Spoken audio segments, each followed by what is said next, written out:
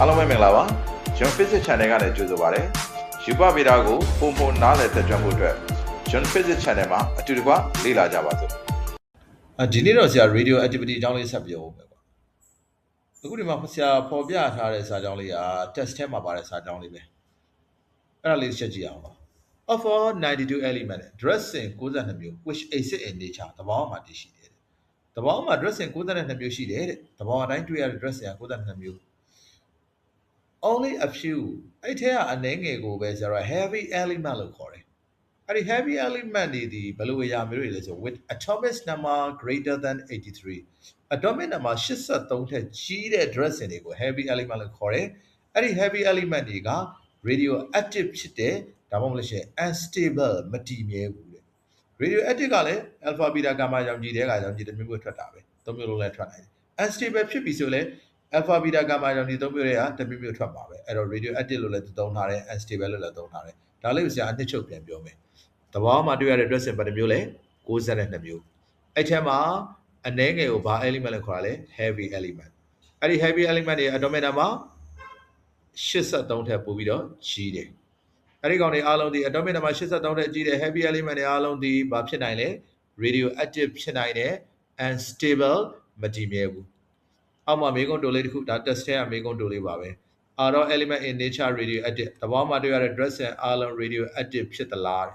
မဖြစ်ပါဘူး yes or no no လို့ဖြေပြလိုက်ပါထပ်ပြီးဒီမှာသူထပ်ပြောထားတာက some example of radioactive element radioactive element radio တတိကျတဲ့ dressing example အချို့က radio တတိကျတဲ့ dressing ရဲ့ example ကိုသူပြောချင်တာ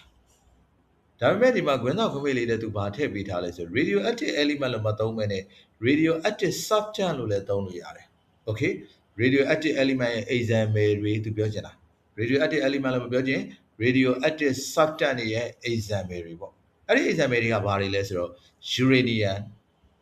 uranium dressing thorium dressing radium dressing polonium dressing နဲ့ radon လို့ခေါ်တဲ့ dressing အဲ့ဒီ dressing တွေက radioactive element example တွေပေါ့အဲ့တော့ပြန်ပြောမယ်အဲ့နေရာလေးကိုပဲ some example of radioactive element radioactive element example တဲ့ဘာတွေလဲ uranium thorium radium polonium radon of which အဲ့ဒီတဲကမှ radium နဲ့ polonium ကို were discovered by Marie Curie ကရှာဖွေတွေ့ရှိခဲ့တာတဲ့ radium နဲ့ polonium ကို Marie Curie ကရှာဖွေတွေ့ရှိခဲ့တာ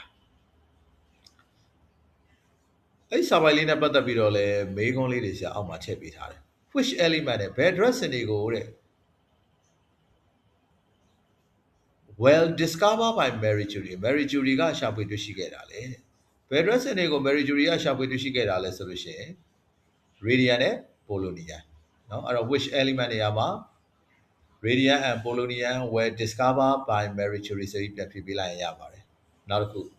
name နဲ့နာမည်ပေးတဲ့ some radioactive element တွေကိုနာမည်ပေးတယ် radioactive element အချို့ကိုနာမည်ပေးပြီးဆိုတော့အပေါ်မှာပါတဲ့ကောင်တွေပြန်ရေးလိုက်ပေါ့ကွာ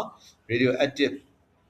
element are uranium thorium radium polonium and radon ဆိုပြီးပြန်ဖြေပေးလိုက်ရင်ရပါပြီဒီမှာ test ထဲမှာထပ်ပြောထားတာနောက်တစ်ချောင်းက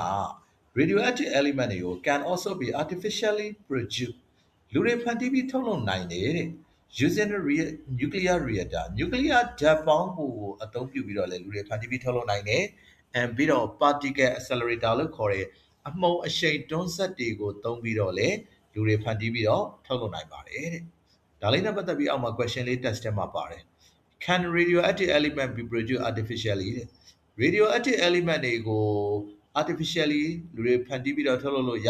တာပေါ့ yesပြီးသွားရင်အဲ့အပေါ်ကစာကြောင်းလေးပြန်ကူးပြီးဖြည့်ပေးလိုက်လေပိုကောင်းတာပေါ့ကွာဒီနေ့တော့ဒီလောက်ပါပဲဒီနေ့ session ပြသွားတာလေးတွေဆရာသင်ကြားပေးသွားတာအားလုံးကိုနားလည်တဲ့သဘောကျတဲ့နှစ်ချိုက်တဲ့ဆိုလို့ရှိရင် like and subscribe လေးလုပ်ပေးကြပါအောင်เนาะအားလုံးပဲကျေးဇူးတင်ပါတယ်